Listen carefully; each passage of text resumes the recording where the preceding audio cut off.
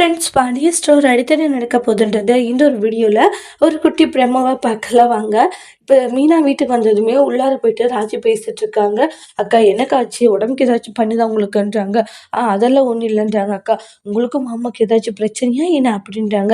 எங்களுக்கு என்ன பிரச்சனை, அதெல்லாம் ஒன்றும் இல்லையா, நாங்கள் நல்லா தான் இருக்கோன்றாங்க. இல்லைக்கா முகம்லாம் ஒரு மாதிரி இருக்கு, ஒரு 2 3 நாளாக சரியா எனக்கும் ஃபோன் பண்ணல, நான் ஃபோன் பண்ணாலே சரியா பேசலன்றாங்க. எதுவாக இருந்தாலும் சொல்லுங்கக்கா, எல்லாம் உங்களுக்குள்ளேயே வச்சுக்காதீங்கக்கா அப்படின்ற மாதிரி சொல்லுவாங்க. ராஜி, நீ நினைக்கிற மாதிரி எதுவும் இல்லை சரியா, நான் நல்லா தான் இருக்கேன் ராஜின்றாங்க. உண்மையிலே நல்லா தான் இருக்கீங்களா அப்படின்றாங்க. உண்மையிலேயே நான் நல்லா தான் இருக்கேன், எனக்கு எந்த ஒரு பிரச்சனையுமே இல்லைன்றாங்க.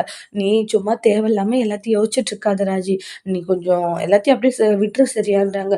சரிக்கா ஏதோ சொல்றீங்கன்றாங்க. உண்மையிலேயே நீ விட்டு, இது எதுவும் பிரச்சனைலாம் இல்லை அப்படின்ற மாதிரி சொல்றாங்க. சரி ஓகேக்கா அப்படின்ற மாதிரி சொல்றாங்க. அதுக்கு அடுத்ததா பார்த்தீங்கன்னா, எங்க சக்திவேல் அவங்களுடைய அண்ணன் வீட்டுக்கு வந்து, அண்ணன் உங்க எல்லார்கிட்டயும் ஒரு விஷயம் சொல்லணுன்றாங்க. எல்லாரையும் ஹால்ல உட்கார வச்சுட்டு, என்ன விஷயம் சொல்லுடான்னு முத்துவேல் சொல்றாங்க. குமாருக்கு பொண்ணு பார்த்தாச்சுன்றாங்க. என்னது, பொண்ணு பார்த்தாச்சா, எங்க என்ன இடம் அப்படின்ற மாதிரி குமார் கேட்குறாங்க.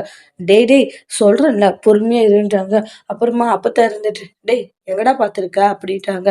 வேற யாரும் இல்ல, அந்த தங்கமயிலுடைய தங்கச்சியை தான் கேட்டிருக்கோம் அப்படின்னுவாங்க. கேட்டுறதும் எல்லாருக்கும் பயங்கர அதிர்ச்சி. என்னது, தங்கமயிலுடைய தங்கச்சியா, டேய் யோசிச்சுதான் பேசிட்டு இருக்கியா நீ அப்படின்னு முத்துவேல் சொல்றாங்க. அண்ணன் இல்லைண்ணே, அந்த பொண்ணு கரெக்டா இருக்கும், அவங்களும் கொடுக்கறதுக்கு சம்மதம் சொல்லிட்டாங்க, நல்லா போய் பேசிட்டு வந்துட்டேண்ணே, உங்களுக்கு சம்மதம்னா போய் எல்லாம் பேசி முடிவு எடுக்க வேண்டியதான்றாங்க. டேய் அவங்க எப்படிப்பட்டவங்க தெரிஞ்சும் மறுபடியும் அந்த வீட்டுல இருந்தே பொண்ணு எடுக்கிறீடா, உனக்கு கொஞ்சம் கூட அசிங்கமா இல்லையான்ற மாதிரி அப்பதான் சொல்றாங்க. எல்லாருமே திட்டுவாங்க. குமார் இருந்துட்டு, அந்த பொண்ணா எனக்கு, என்னப்பா பேசிட்டு இருக்க நீ அப்படின்றாங்க.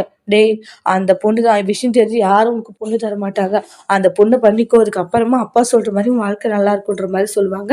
அடுத்து என்ன நடக்க போகுதுன்னு வெயிட் பண்ணி பார்க்கலாம். தேங்க்யூ.